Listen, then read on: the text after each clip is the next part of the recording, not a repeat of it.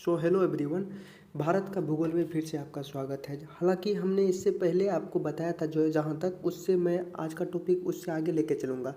आप इस वीडियो के लास्ट तक बने रहिए ताकि आपको प्रॉपर वे में अच्छे से भारत का भूगोल समझ में आए। इंडियन ज्योग्राफी बहुत जल्द आपका कंप्लीट हो जाएगा। आप इस चैनल के माध्यम से आप किसी भी कॉम्पिटिटिव एग्ज़ाम में वो आपके लिए बहुत ज़्यादा फायदेमंद सिद्ध होगा।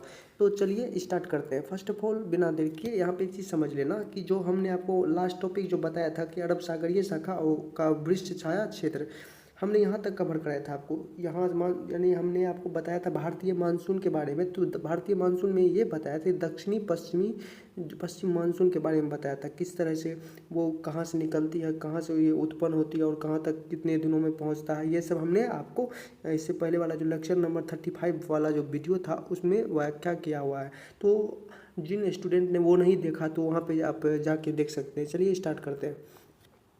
अभी का टॉपिक समझ लेना। तो यहाँ पे एक जो टॉपिक है, तो जहाँ तक हमने बताया था जो रेन शेडो एरिया था, वृक्ष छाया क्षेत्र, यहाँ पे देखा इसके फलस्वरूप हमने एक चीज़ यहाँ पे देखा था जो इससे पहले वाला जो टॉपिक था। यहाँ पे समझना कि अरब सागरीय शाखा का वृक्ष छाया क्षेत्र जो है पश्चिमी घाट पार करने का, यहाँ पे समझना इमेजिन करना अरब सागरीय शाखा का वृक्ष छाया क्षेत्र, कौन सा वृक्ष छाया क्षेत्र, तो रेन शेडो एरिया जिसे हम कहते हैं, पश्चिमी घाट पार करने के पश्चात, यानी पश्चिमी घाट को ये पार करने के बाद जो है वर्षा लाने वाली जो वायु धारा जो है, आप कह सकते हो कि ढलानों पर ऊपर की ओर चली जाती है। कहाँ जाती है? ढलानों पर, जो ढलान होते हैं उसके ऊपर की ओर चली जाती है।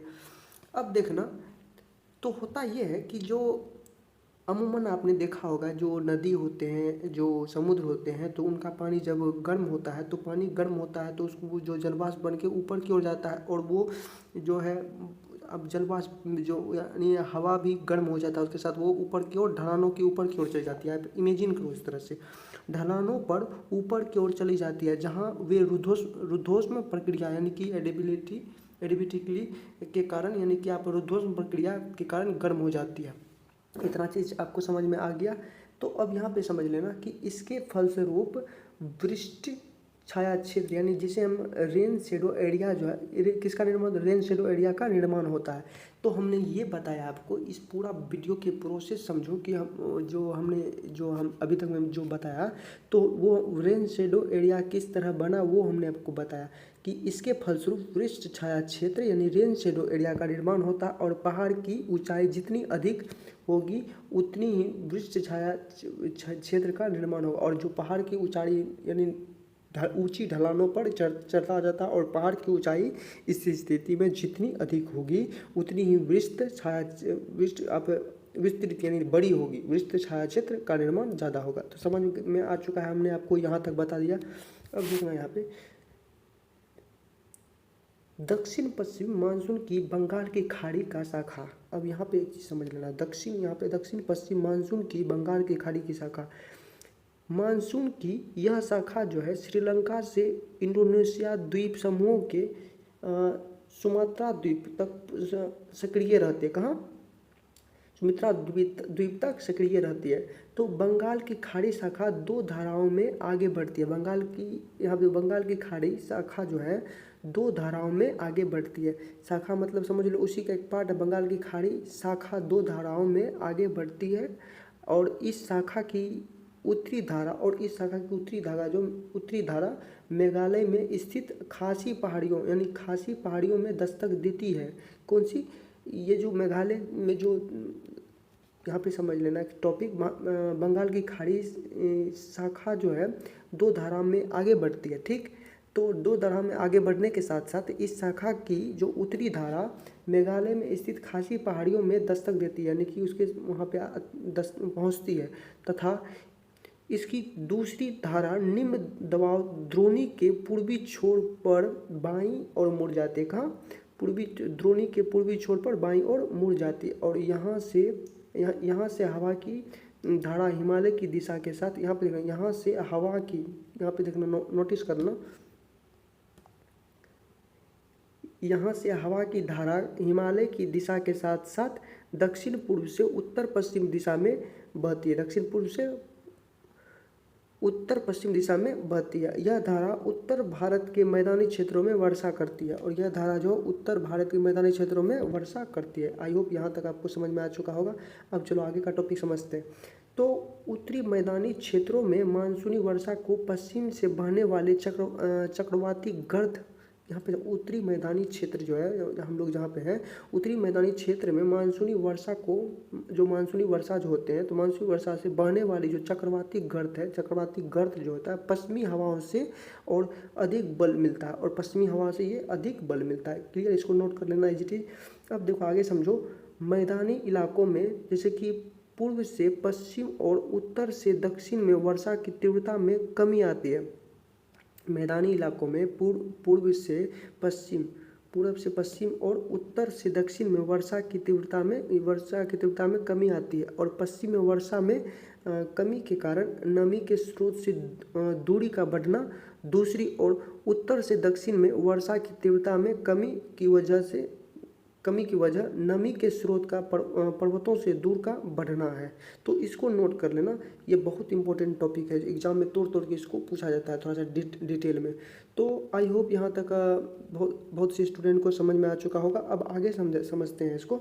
तो अब देखना कि जिन स्टूडेंट को समझ में नहीं आया तो उसको प्रॉपर वे आप पीछे करके देख सकते हैं, और नीचे कमेंट करोगे तो मैं आपको इसको जो है डिटेल में बताऊँगा। इसलिए मैं आपको जो इम्पोर्टेंट टॉपिक जो एग्जाम में पूछे जाते हैं वही मैं बता रहा हूँ आपको। तो ये एक तरह का जो टॉपिक है जिसको मैं नोट्स के जरिए मैं आपको समझाने का कोशिश करता हूँ। अगर आप किसी टॉपिक को आप नीचे कमेंट में या व्हाट्सएप ग्रुप में आप जो नीचे कमेंट करके बताओगे कि मुझे इस टॉपिक पे समझ में नहीं आया, तो मैं उसके बारे में डिटेल में वीडियो बना दूंगा ताकि आप देख पाओ। तो अब यहाँ पे समझ लेना, अरब सागरीय शाखा एवं बंगाल की खाड़ी शाखा, दोनों शाखाएं छोटा नागपुर के पठार में मिलती है। तो यहाँ पे एक चीज़ जो टॉपिक है ये बहुत इंपॉर्टेंट है, यहाँ पे मैं कर देता हूँ कि अरब सागरीय शाखा एवं बंगाल की खाड़ी शाखा, दोनों शाखाएं छोटा नागपुर के पठार में मिलती है। इसको नोट कर लेना।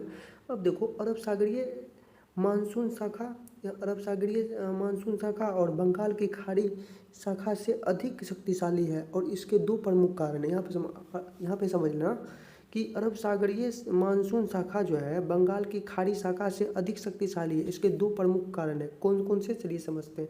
फर्स्ट ऑफ ऑल यहाँ पे एक चीज़ समझना, अरब सागर बंगाल की खाड़ी से आकार में बड़ा है। यहाँ पे समझ लेना, अरब सागर बंगाल की खाड़ी से आकार में बड़ा है। यहाँ आई होप ये आपको समझ में आया होगा कि जो अरब सागर जो है बंगाल की खाड़ी से बड़ा तो जनरली होगा ही होगा। तो अब आगे समझो, यहाँ पे अरब सागर की अधिकांश शाखा भारत में पड़ती है, जबकि बंगाल की खाड़ी शाखा से म्यांमार, मलेशिया और थाईलैंड तक चली जाती है। तो यहाँ पे आपने समझा कि अरब सागर की जो अमूमन जो शाखाएं हैं भारत में पाई जाती है, लेकिन जो बंगाल की खाड़ी शाखाएं से म्यांमार, मलेशिया और थाईलैंड तक चली जाती है। अब यहाँ पे समझना, दक्षिण पश्चिम मानसून अवधि के दौरान भारत का पूर्वी तटीय मैदान, जैसे कि विशेष रूप से तमिलनाडु हो गया, तमिलनाडु तुलनात्मक रूप से शुष्क रहता है। यहाँ पे समझा, दक्षिणी पश्चिम मानसून अवधि के दौरान, और दक्षिण पश्चिम का जो मानसून का जब समय आता है, जो इनका अवधि होता है, इनके अवधि के दौरान भारत का पूर्वी तटीय मैदान, भारत का जो पूर्वी तटीय मैदान है उसमें विशेष रूप से तमिलनाडु हो गया, तमिलनाडु में तुलनात्मक रूप से शुष्क रहता है, क्या ठंडा रहता है। और क्योंकि यह जो है मानसूनी पवनों के समांतर स्थित है, और साथ ही यह अरब सागरीय शाखा के वृक्ष छाया क्षेत्र में पड़ता है, वृक्ष छाया क्षेत्र में पड़ता है। इसको आप नोट डाउन कर लेना अच्छे से। तो अब यहाँ पे समझना कि उत्तरी पूर्वी मानसून या मानसून की वापसी, तो सितंबर के अंत तक उत्तर पश्चिम में बना निम्न दबाव कमज़ोर होने लगता है। यहाँ समझना, सितंबर के अंत तक उत्तर पश्चिम में बना निम्न दबाव कमज़ोर होने लगता है, और अंततः वह विषुवत रेखीय प्रदेश की तरफ चला जाता है। कहाँ? विषुवत रेखीय प्रदेश की ओर चला जाता है। तो चक्रवाती अवस्थाएं के स्थान पर प्रति चक्रवाती अवस्थाएं आ जाती है। क्या आती है? चक्रवाती अवस्थाएं के स्थान पर क्या होता है? प्रति चक्र। एक होता है साइक्लोन, एक होता है एंटी साइक्लोन। ये हमने आपको बताया था साइक्लोन और एंटी साइक्लोन के बारे में, आप वहाँ पे जाके भी देख सकते हैं। तो चक्रवाती अवस्थाएं के स्थान पर जो है क्या होता है? प्रति चक्रवाती अवस्थाएं आ जाती और परिणाम स्वरूप हवाएं उत्तरी क्षेत्र से दूर बहना शुरू कर देती है। परिणाम स्वरूप उत्तरी छोर से दूर बहना शुरू कर देती है। इस समय विषुवत रेखा के दक्षिण में सूरज आगे बढ़ता नजर आता है, और इस समय जो है विषुवत रेखा के दक्षिण में सूरज आगे बढ़ता नजर आता है। अंतर उष्णकटिबंधीय अभिसरण क्षेत्र में, जैसे अभिसरण क्षेत्र जैसे कि ITCZ भी विषुवत रेखा की ओर आगे बढ़ता है। ITCZ भी विषुवत रेखा की ओर आगे बढ़ता है, और इस समय जो भारतीय उपमहाद्वीप में हवाएं उत्तर पूर्व से दक्षिण पश्चिमी दिशा में बहती है।